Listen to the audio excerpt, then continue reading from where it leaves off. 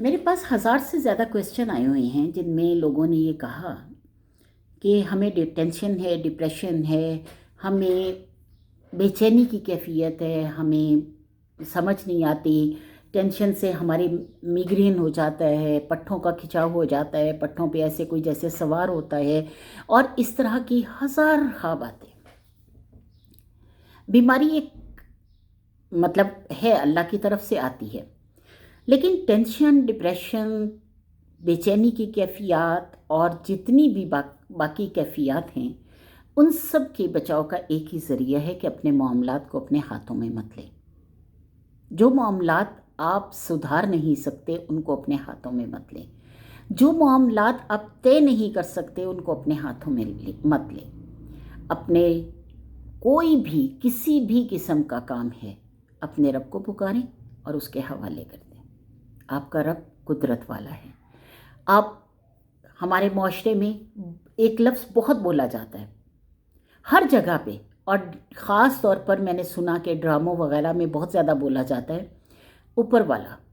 میرا دل چاہتا ہے کہ ان رائٹرز کو پکڑ کر جھنجھوڑ کر ان سے پوچھوں کہ کیا تم نے دیکھا ہے کہ اللہ صرف اوپر رہتا ہے؟ کیا تم جانتے ہو کہ اللہ صرف اوپر رہتا ہے؟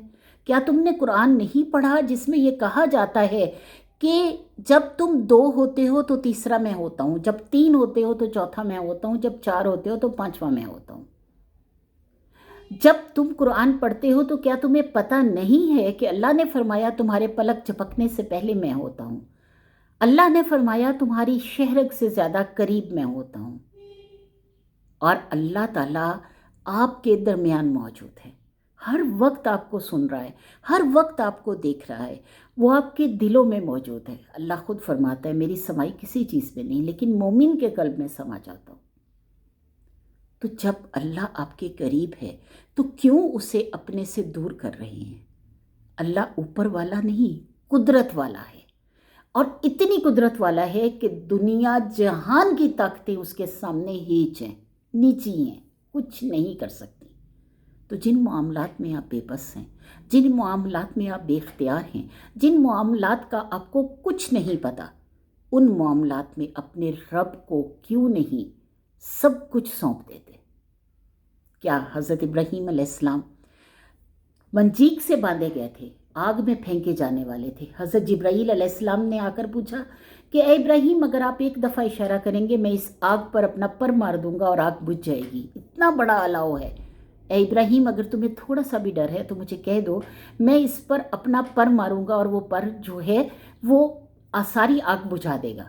تو حضرت ابراہیم علیہ السلام کے جواب یہ تھا کہ حضرت ابراہیم علیہ السلام نے فرمایا کیا تمہیں میرے رب نے بھیجا ہے؟ اس نے کہا کہ نہیں۔ حضرت جبرائیل علیہ السلام نے کہا نہیں، میں خود آیا ہوں۔ تو اس پر حضرت ابراہیم علیہ السلام نے فرمایا میرا رب تیرے سے زیادہ قدرت والا ہے، میرا رب تیرے سے زیادہ قدرت والا ہے۔ اگر وہ چاہتا ہے کہ میں آگ میں جل جاؤں تو میں جل جاؤں گا، بخوشی جل جاؤں گا، اور اگر بچانا ہوگا تو وہ تم سے زیادہ قدرت رکھتا ہے مجھے بچانے کی، اس لیے مجھے تمہارا سہارا لینے کی ضرورت نہیں ہے۔ تو آپ اپنے معاملات کو کیوں اپنے ہاتھ میں لیتے ہیں؟ دوسرے، تیسرے، چوتھے بندے کی منتیں کرتے ہیں، ان کو کہتے ہیں کہ بھی ہاں ہمیں یہ کام کر دو کر دو کر دو۔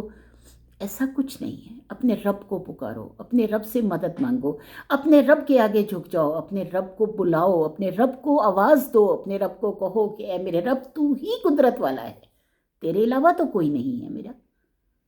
جب آپ کہیں گے کہ تیرے علاوہ میرا کوئی نہیں ہے تو وہ قدرت والا رب آپ کے ہر کام کو سنوار دے گا۔ قسم ہے اس رب ذی الجلال کی، قسم ہے اس رب رحیم کی، قسم ہے اس رب رحمان کی، کہ میرا کوئی کام بھی ایک لمحے کے لیے بھی میں اگر کہوں کہ میرا رب نہیں کرتا تو ایسا ہو نہیں سکتا۔ ایک لمحے کے 1000ویں حصے میں بھی اگر اس کے نہ ہونے کی امید ہوگی تو مجھے رب پر امید ہوگی کہ میرا رب انشاءاللہ کر دے گا، اور وہ حقیقت میں ہوا ہے۔ حقیقت میں معجزات ہوئے۔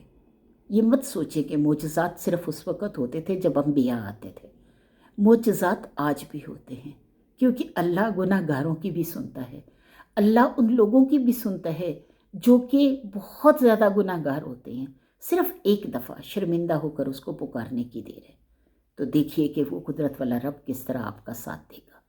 قسم ہے خدا کی، قسم ہے میرے اللہ کی، قسم ہے میرے رحمان کی، قسم ہے میرے رحیم کی، کہ قدرت والا وہی ہے۔ بے شک اس کے علاوہ کوئی قدرت نہیں رکھتا۔ میرا ہر معاملہ اللہ کے سپرد ہے۔ آئیے آج سے بھی آپ بھی اپنے تمام معاملات اللہ کے سپرد کریں۔ ان باتوں کو سوچنا چھوڑ دیں جو آپ کے اختیارات میں نہیں ہیں۔ تو جیسے ہی آپ اللہ کے سپرد کریں گے، آخری لمحے کے آخری ہزارویں حصے میں بھی صرف اپنا بھروسہ قائم رکھیں، اپنا توکل قائم رکھیں، اور رب تعالیٰ آپ کو وہ عطا کرے گا جو آپ چاہتے ہیں۔ یہ میرا ایمان ہے۔